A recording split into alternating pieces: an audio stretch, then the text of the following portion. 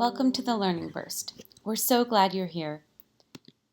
Today we'll continue our series of lessons for your Reading Launch Unit.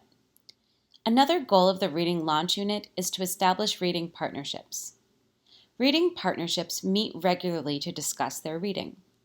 It is important to teach students how to have a rich back and forth conversation with their partner. Before we get into how to teach into this talk, let's go over how you might partner students up.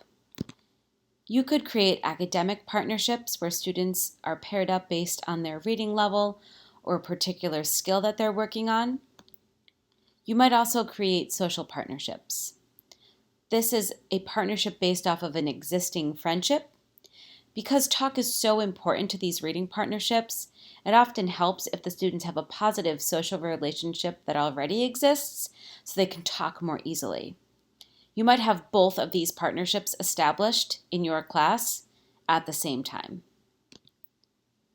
Reading partnerships might be reading completely different books from one another, or they might choose to read the same book, especially if they're a partnership with similar tastes as readers.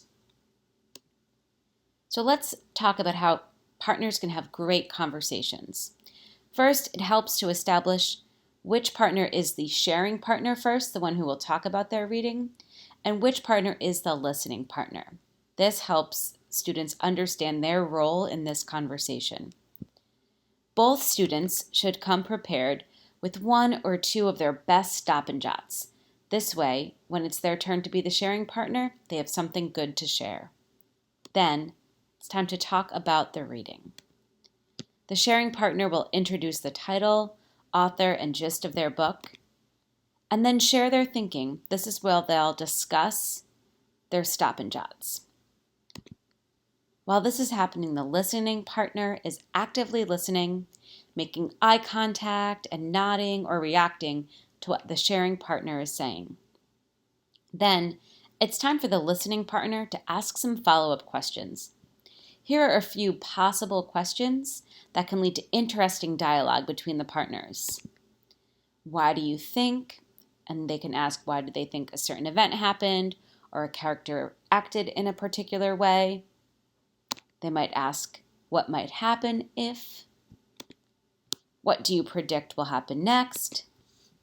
Which character would you want to be friends with? Why?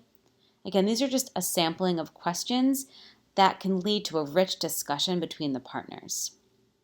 After they discuss the first sharing partner's reading and ideas and discuss the questions asked, if time allows, the partners can switch roles and the sharing partner now becomes the listening partner, and they go through this process again. Let's break it down.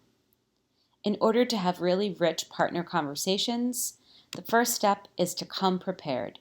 Bring your very best stop and jots and be ready to discuss them. Next, listen actively.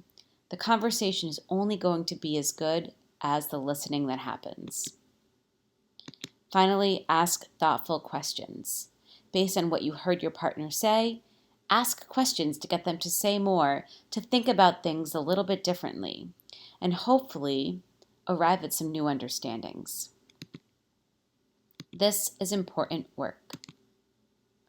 Students should do more than just report out what they're reading when they meet with their reading partner.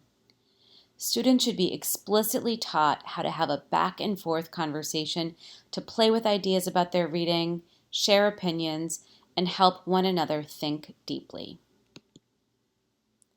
Thank you so much for joining us here at the Learning Burst.